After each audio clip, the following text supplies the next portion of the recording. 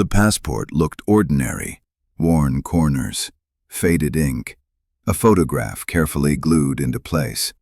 To the untrained eye, it was nothing more than a document used by a man traveling across Europe.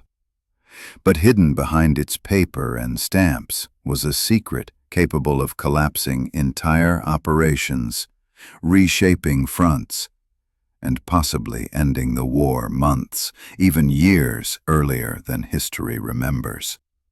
This is the story of the fake passport that nearly ended World War II. A passport carried by a man who never should have existed, forged by hands that should never have met, and believed by officers who should have recognized the lie staring back at them. The story begins in 1943, when the war was at its most vicious turning point. Germany held Europe in an iron grip. The Allies were preparing massive operations. Every hour brought new intelligence risks. Every mistake threatened thousands of lives. In the shadows of this chaos, intelligence agencies fought their own silent battles. Battles of deception, identity, forgeries, misinformation. Battles where the right lie could be more devastating than a bomb. And inside that invisible war stood one man, a courier known only as the Traveler. His real name has been lost to history, buried in classified archives. But we know one thing: he wasn't supposed to survive what happened next. The Traveler worked for the Allies in a limited, low-risk capacity. His job was simple: transport documents, letters, and coded messages between operatives scattered across neutral territories. He wasn't a spy. He wasn't an assassin. He wasn't trained for danger. He just moved paper from one hand to another. But on the night that changed history, he carried something different. Something that didn't belong to him. A fake passport. The passport was created by one of the most skilled forgers in the Allied underground, a man known as the locksmith. He could replicate any nation's documentation with terrifying accuracy. He forged papers for escaped pilots, resistance fighters, saboteurs, and agents moving across borders. But this passport, this one was special. It belonged to a non-existent officer, a high-ranking diplomat supposedly traveling from Lisbon to Madrid, carrying secret agreements between Britain and Spain, agreements hinting that Spain might be preparing to abandon neutrality. If Germany believed the passport, they would shift thousands of troops, divert resources, and completely misread the Allies' intentions. It was meant to be used carefully. It was meant to be passed deliberately. It was never meant to be in the hands of the Traveler.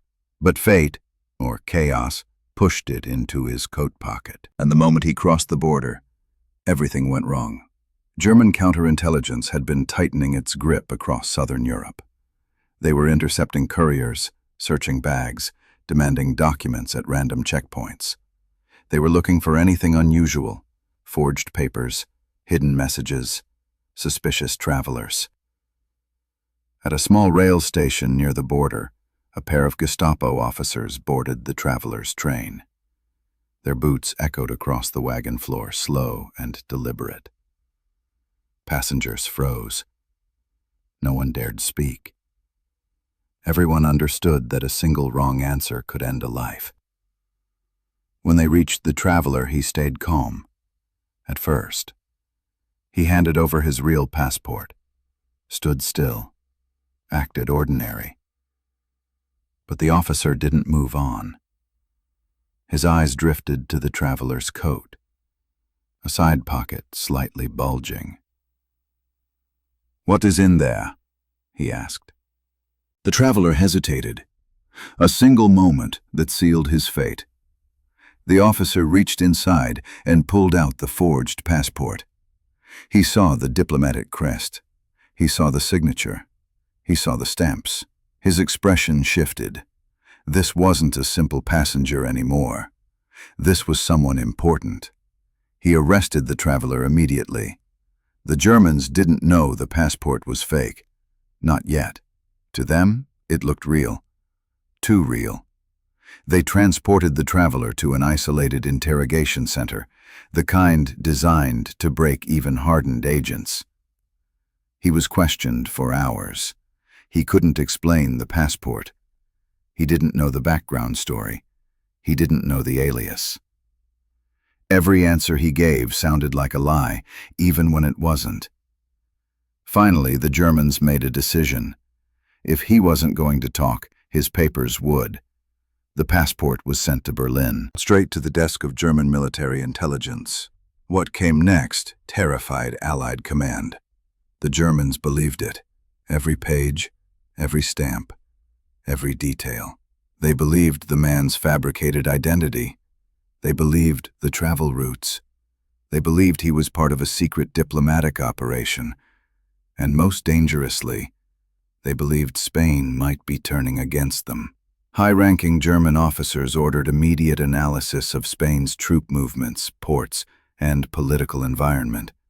They demanded reports from ambassadors, naval officers, border patrols. Entire divisions were placed on alert. Within days, German strategists recommended shifting resources away from key fronts to reinforce their southern flank, if Spain made a move. This single fake passport was pushing the Nazi war machine off balance. And none of it was intentional. Back in Allied territory, panic spread just as quickly. The locksmith realized the passport was missing. The intelligence office realized the traveler never returned from his route. Worse, they intercepted radio chatter from German stations referencing a captured diplomat. That's when everything clicked. The traveler had been caught. The fake passport had been exposed. And now, something meant to be used carefully was being taken deadly seriously. If the Germans acted on this information, truly acted, it could disrupt entire Allied operations across Europe. It could ruin carefully orchestrated plans. It could force troop movements at the worst possible moment. It could destroy the element of surprise. It could, in the most extreme scenario, end the war far too early, in a way the Allies weren't prepared for. A premature Allied attack would fail. A German misinterpretation could provoke unintended battles. A shift in Spanish alignment could reshape the entire war, all because of one document. And then something extraordinary happened.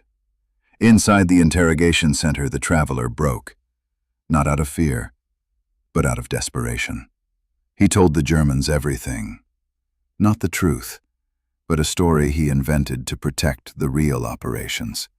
He claimed he was a low-ranking courier forced to work for British diplomats. He claimed the passport was given to him without explanation. He claimed he suspected the passport was too important, but didn't understand why. He claimed Spain was planning something massive, something the British feared. The Germans leaned forward. What was Spain planning? They demanded. And the traveler said the words that saved his life and nearly derailed the war. I don't know, but they sent men to stop me. To German ears, this sounded like proof. Proof that he was involved in something sensitive. Proof that the passport was authentic. Proof that the British were hiding something. And so, German intelligence doubled down on their belief. But just as the situation spiraled out of control, a miracle occurred. A single analyst in Germany, a quiet officer known for doubting everything, noticed a microscopic flaw in the passport's watermark. Something subtle. Something only a forensics expert would see. A fiber pattern inconsistent with diplomatic paper. He didn't dismiss the passport. He didn't call it a forgery. He simply wrote, "Possibly irregular, needs further verification." That hesitation bought the Allies time. They launched an emergency counter-operation. They planted false rumors in Spain to make German intelligence doubt themselves. They leaked contradictory information through double agents. They forced the narrative to collapse under its own weight. Within weeks, German command decided it was all a misunderstanding. The traveler was classified as low value. The passport was archived.